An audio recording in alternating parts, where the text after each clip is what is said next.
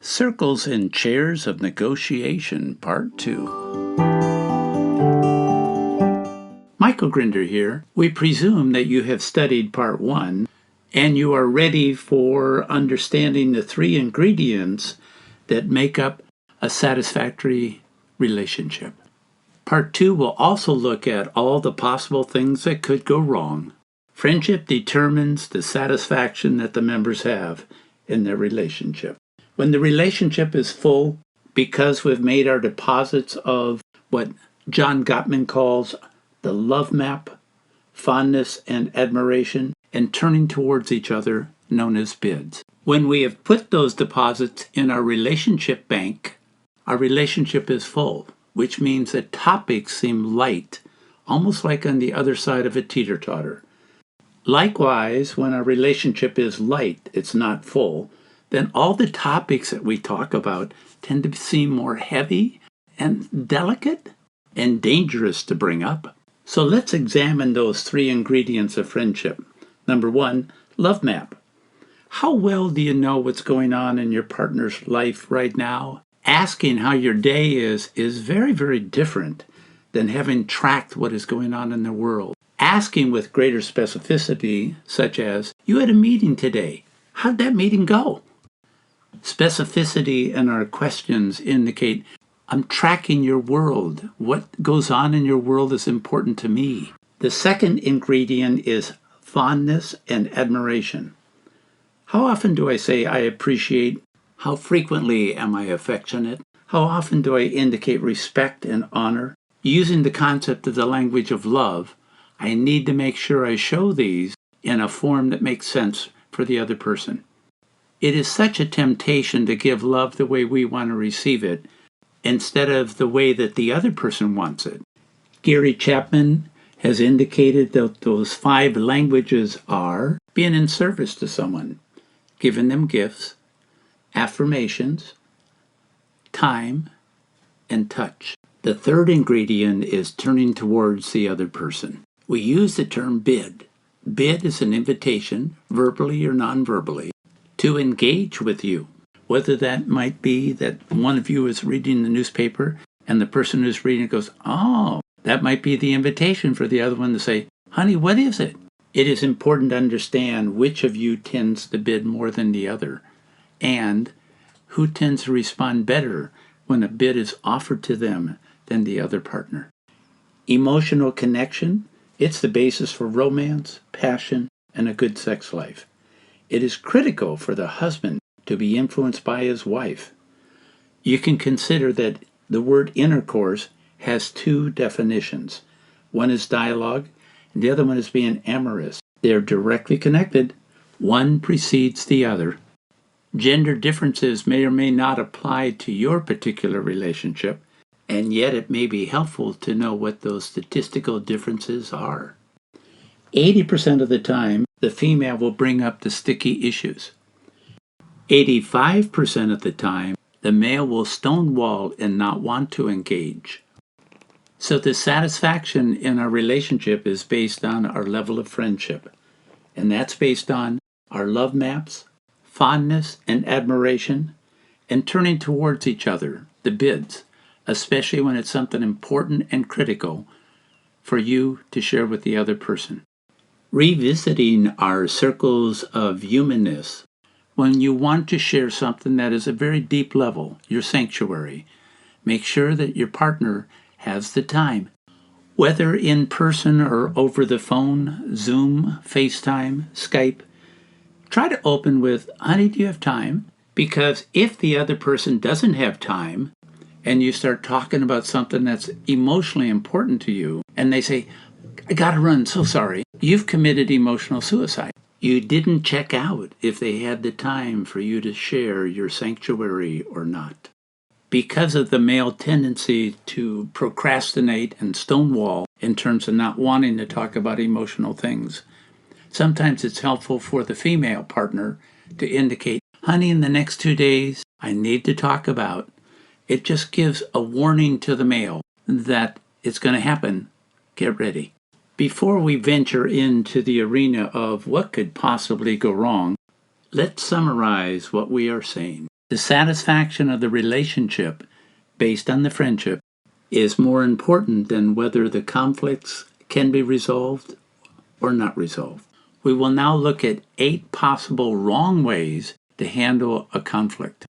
We'll be referencing the terms that were introduced in part 1 of this series. The first of the 8 dead ends is called impasse. Impasse is when one person says from the first chair, "I want," and the other one says, "Well, I really want." Yes, it's true that the couple is at loggerheads, but it's a clean loggerheads, as opposed to dead end number 2, called dirty fighting. Dirty fighting is when one person tends to bring up the terrible words of either always or never. Always or never means that we've left the present issue that we were talking about, and now we're going to go back to our history. You always blah, blah, blah usually results in the person saying, "Well, you never blah, blah, blah." The term dirty fighting comes from boxing. It means hitting below the belt. We can translate this language of below the belt to talking about which topics are off limits, which topics used to be off limits and are not anymore, and which topics used to be okay and are now off limits. The third dead end strategy is called emotional abandonment. One person says, "I want," and the other one says, "I really want." And that is followed with the first person really spiking and saying, "Well, I really, really want." This dead-end strategy involves the calmer person scooting from their first chair to the third chair and says such things as, "Honey, what are you getting so worked up about?" The other party feels emotionally abandoned. They will tend to start dirty fighting. They will continue to dirty fight until the person who did the abandonment becomes unraveled and is emotional. Then the first person feels a lot more sane. Statistically, it is the female that will tend to spike a little bit more than the male, and the male is one who's a little more likely to run down to that third chair and try to calmly say, "Honey, what are you getting so upset about?" This position allows the male to feel like he is superior. The female feeling abandoned is going to go after him. Most males will actually justify that she's the one who started the dirty fighting first, and of course his emotional abandonment is what caused or triggered the female to go to the dirty fighting. The fourth roadblock is called rationalizing. It's when we take our first chair, which is "I want," and stack it on top of our third chair, which is supposed to be rational, disassociated, and justify why our position is more logical than the other person's position. The fifth roadblock is the one that I have to be careful of and work on. It's when you run down to the third chair and try to do a listening acknowledgement, which is what the second chair is supposed to do, not the third chair. I become robotic and I say, "Honey, it sounds like you really want to go to New York, and the reason why you want to go to New York might be blah, blah, blah." The sixth roadblock is when one person is more empathetic than the other. They have done their second chair with recommended listening. The first person quite excitedly has gone from "I want" to understanding exactly what the values are. That is the impetus for the "I want." And they interpret that, "Well, good, let's go down to the third chair because it sounds like we've solved what I want." The seventh obstacle or roadblock is going to be called going to the third chair with each of you knowing what you want instead of your values, and therefore having dilemmas in terms of how to solve what is not solvable because it's too much on a behavioral level. And number 8, the last dead-end strategy is called the pits. Pretend that you're looking at the word PITS, all capitalized, and a small s next to it. These are the 3 variables of any negotiation. The P stands for power, I for information, and T for time. The pits are more likely to occur when one or both parties are fatigued. Gail and I still have a rule that either of us can call upon that says it's 10:15 at night, too late to talk about volatile topics. Someone once said that fatigue makes cowards of all of us. When we are fatigued, we feel victimized. And what's amazing is, oftentimes when one member of a relationship feels like the other one has all the leverage, it is more likely that the other one feels the same way. Both feeling victimized? Yep, that's the nature of relationships. One of the keys to understanding if we feel victimized is to use the expression freedom from and freedom to. Freedom from is when I don't want to do things that I have to do. Freedom to is when I want the time and energy to do things that I want to do. When each party wants freedom to do things, the negotiation is rather easy. What is difficult is when both parties want freedom from obligations.